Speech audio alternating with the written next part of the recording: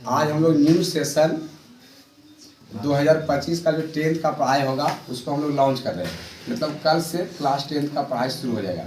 ठीक है, तो यहाँ पर सभी लगभग टीचर है ही हैं।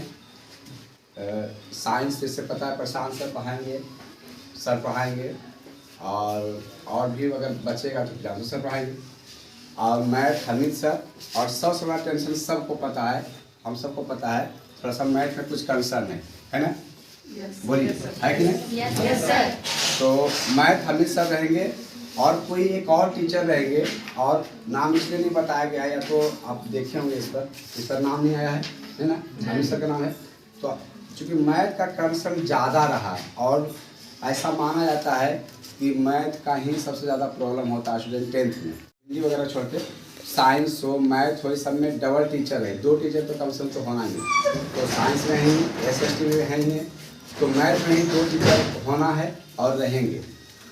तो अभी तो अमित सर मैथ पढ़ाएंगे अभी कुछ दिन, लगभग 15-20 दिन। उसके बाद एक न्यू टीचर, 2 टीचर में से एक टीचर फाइनल होकर, इसलिए नाम नहीं बताया जा रहा है कि 2 टीचर में से कौन रहेंगे। थोड़ा सा बात सब कुछ फाइनल होना पड़ता है। और इसलिए ऐसा क्यों, आप लोग का अनुभव होगा जब कोचिंग का डिवीजन हुआ था उसमें इधर ऐसा टीचर आए और अच्छे टीचर आए, लेकिन कुछ 1 महीना 2 महीना पढ़ाकर चले गए। ऐसा हुआ था ना? yes, जो बहुत ज़्यादा किसी भी स्टूडेंट के लिए प्रॉब्लम होता है और कोचिंग के लिए तो होता ही है।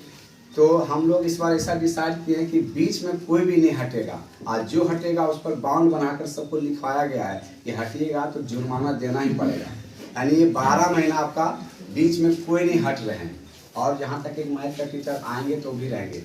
तो हाँ बिल्कुल, क्योंकि देखिए आप लोग को लगता होगा 1 साल हमको पढ़ के जाना है, लेकिन आप लोग से ज़्यादा जिम्मेवारी हम लोग का है कि इसको कैसे साल भर पूरा समाप्त करके एक अच्छा रिजल्ट देना है ना? इस बार तो बहुत ज़्यादा दिक्कत हुआ था, आप देखिए रिजल्ट कैसा होता है। तो यही सब सोचकर हम लोग के लगभग जितने टीचर हैं ही कभी आएंगे मैथ का भी सर, तो इस तरह से रहेगा प्लानिंग। अब सबसे बड़ा टेंशन एक और भी क्या होता है कि सिलेबस टाइम पर समाप्त नहीं होना। सिलेबस किसी भी कंडीशन में अगस्त में समाप्त होना है, अगस्त में। और फरवरी में एग्जाम होता है एग्जाम में। इसके बीच में 6 महीना का समय होता है, पता है ना? 6 महीना कम से कम तो फुल लेंथ 50 सेट 50 सेट 100% आप लोग को बना लेना चाहिए, क्योंकि प्रैक्टिस ही सब कुछ होता है। अब एक बार किसी को थ्योरी बार पढ़ लिए, सब थ्योरी पढ़ लिए, कौन कैसे बनता है फार्मूला देख लिए, बना लिए बात, लेकिन आप एग्जाम दीजिए आपसे नहीं बनेगा। क्यों? क्योंकि एक ही बार हुआ है ना। किसी चीज़ को कम से कम तो 3 से 4 बार आपको थ्योरी आपके नज़र से गुजरना चाहिए। चाहे पढ़ के गुजारिए या तो सेट प्रैक्टिस करके गुजारिए, जैसे गुजारिए। क्योंकि हमको बिहार से कभी पढ़ाया हुआ है, पटना में पढ़ाया हुआ है। जितना आप लोग पढ़ने पर जोर देते हैं उसका 10% भी प्रैक्टिस पर जोर नहीं देते हैं। बात सच्चाई है कि नहीं? नहीं तो कोई भी 10th का कहीं भी पढ़ रहा हो, अलीगंज, मिर्जागंज, सिकंदरा, उससे पूछिएगा कि आज तक कल उसका एग्जाम है, अगर मान लीजिए कल एग्जाम है, उसे कितना सेट प्रैक्टिस अभी तक किया है, कितना सेट प्रैक्टिस किया है। तो कभी अच्छा से बताएगा कि 15 सेट भी हुआ है या 20 सेट भी हुआ है। सबसे ज़्यादा वीकनेस सही होता है। एक जो एवरेज स्टूडेंट भी है ना, वो अच्छा से प्रैक्टिस कर देना तो पढ़ा हुआ नहीं भी रहेगा तो भी एग्जाम में क्वेश्चन कर देगा। लेकिन अगर अच्छा से थ्योरी तैयार है और उसके बाद उसको प्रैक्टिस किया जाएगा, तो जब मैथ में हम लोग कैलकुलेशन करते हैं ना, कैलकुलेशन भी याद हो जाएगा। कैसे? मैथ में आप लोग देखिएगा, 2 NCERT बुक से ही क्वेश्चन पूछा जाता है और NCERT जितना लगभग क्वेश्चन वो सब भारतीय वन भी है, लगभग क्वेश्चन भारतीय वन है। तो भारतीय वन और NCERT अगर प्लानिंग के अनुसार पढ़ा जाए ना और इसको प्रैक्टिस कर लिया जाए, तो जो कैलकुलेशन करने के लिए आते हैं, मैथ की बात कर रहे हैं, दूसरा सब्जेक्ट को छोड़िए। दूसरा सब्जेक्ट में तो रटा हुआ क्वेश्चन है, वही बार बार रिपीट करते रहता है, एक ही टाइप का क्वेश्चन है। तो हम मैथ की बात कर रहे हैं, तो मान लीजिए मैथ है, मैथ में जितने भी चैप्टर है, मान लीजिए मैथ में कितने चैप्टर है? 20 चैप्टर, हम मान लेते हैं 20 चैप्टर है। तो 15-16 चैप्टर जो है आप उसको 8 भाग में डिवाइड कीजिए। 8 भाग में क्यों बोल रहे हैं? क्योंकि अगस्त तक 8 महीना होता है, अगस्त 1 महीना होता है ना, आई दिसंबर से 1 महीना ज़्यादा हो जाएगा, नहीं हो जाएगा महीना ज़्यादा, लेकिन फिर कुछ फेस्टिवल वगैरह होता है उसको हटा दिया जाए, फिर भी हमारे पास टोटल 8 मंथ का समय होता है। आप पूरा सिलेबस को अगर 8 भाग में बांट दीजिएगा तो अगस्त में समाप्त हो जाएगा कि नहीं? तो सभी टीचर को हम लिख के मांगे हैं कि अपना अपना सिलेबस, जो भी सिलेबस है 8 भाग में डिवाइड कीजिए और हमको दीजिए। हम देखेंगे कि जनवरी में आप जो लिखे थे कि जनवरी में मेरा ये समाप्त होगा, हुआ कि नहीं। हम हर एक टीचर से हर एक 15 दिन में जो मीटिंग होता है, आज स्कूल में सप्ताह में होता है, लेकिन इसको हम 15 दिन में रखेंगे और उसको रिवाइज करेंगे कि आप जो टाइम लाइन दिए थे कि हम जनवरी में समाप्त कर देंगे, फरवरी में समाप्त कर देंगे, तो हम बच्चा से पूछ लेंगे कि ये हुआ है कि नहीं हर एक सब्जेक्ट में। मतलब क्या होता है, हर एक कोचिंग को हम देखते हैं कि जब शुरुआत होता है किसी सिलेबस का तो धीरे धीरे चल रहा है, 3 घंटा दीजिए, ऐसा कर रहे हैं। जो सबसे बड़ा प्रॉब्लम होता है, तो प्रॉब्लम उस समय ना हो, इसको हम आप भी समाप्त करेंगे। कैसे?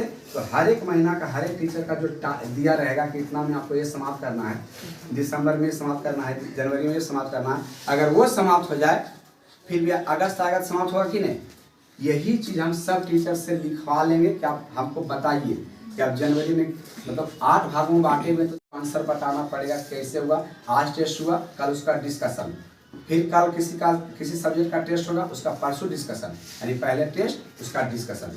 इस तरह से 100% सिलेबस समाप्त और 100% प्रैक्टिस। उसके बाद देखिएगा आप फिर जो एवरेज स्टूडेंट है, जो कुछ अच्छा स्टूडेंट को रिजल्ट देता ही नहीं, जो एवरेज स्टूडेंट वो भी अच्छा रिजल्ट देगा। यही हम लोग का प्लानिंग रहेगा और रणनीति रहेगा। स्टूडेंट का बार बार मार्क्स कम आ रहा है तो क्या करेंगे, जो हमारे उस रिलेटेड टीचर है उनको बोलेंगे इस स्टूडेंट को अलग क्लास दीजिए, तब ना मेरा होगा वो। तो कैसे रखा गया कि चैप्टर वाइज टेस्ट होगा, उस टेस्ट में जिस स्टूडेंट का नंबर कम आएगा उसको अलग से क्लास दिया जाएगा। तो इसलिए हम बोल रहे हैं कि हर एक टेस्ट में शामिल होना जरूरी है। और तीसरा बात, जो अभी हम लोग का अनुभव हो रहा है, 2-3 साल से हम लोग अनुभव कर चुके हैं कि अच्छा से सिलेबस भी समाप्त नहीं हुआ है, सेट भी अभी करवाना बाकी है। आज सब स्टूडेंट सोचता है कि मेरा पढ़ाई पूरा हो गया, मेरा क्लास पूरा हो गया। हम लोग का टारगेट रहता है कि 15 जनवरी तक हम लोग के साथ रहिए, जो पढ़ाते हैं, जो प्रैक्टिस करवाते रहिए। अभी 10th में उतना स्टूडेंट था, मुश्किल से लगता है 10-12 स्टूडेंट आता है। हम लोग शायद हम लोग पढ़ाया जा रहा है, पढ़िए, जितना प्रैक्टिस करवाया जा रहा है करिए।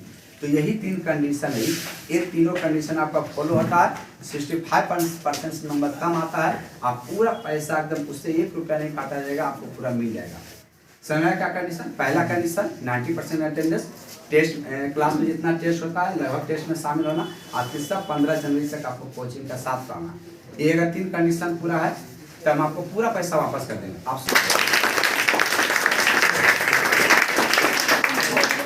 आपको लग रहा होगा कि कुछ बढ़ा चढ़ा नहीं बोल रहे हैं, कि बिल्कुल कुछ बढ़ा चढ़ा नहीं बोल रहा है। ऐसा क्यों बताते हैं? क्योंकि मेरा अनुभव है, अगर जो स्टूडेंट पूरा क्लास अगर करेगा, पूरा टेस्ट देगा और अगर 15 जनवरी तक साथ में रहेगा तो यहाँ पर खाली आएगा जाएगा, ऐसा तो होगा नहीं। ऐसा हुआ क्या? नहीं, इतना करेगा 65% तो मिनिमम है, उसको 80% मार्क्स आएगा। क्योंकि ये मेरा प्रैक्टिकल है, हम पिछले इस लाइन में कम से कम पिछले 7-8-10 साल से हैं और ऐसा हमको अनुभव है। लेकिन होता क्या, स्टूडेंट एडमिशन ले लिया, अपना घर में है, रिलेटिव में कहीं जा रहा है तो 10-10 दिन का है, तो कैसे मार्क्स आएगा?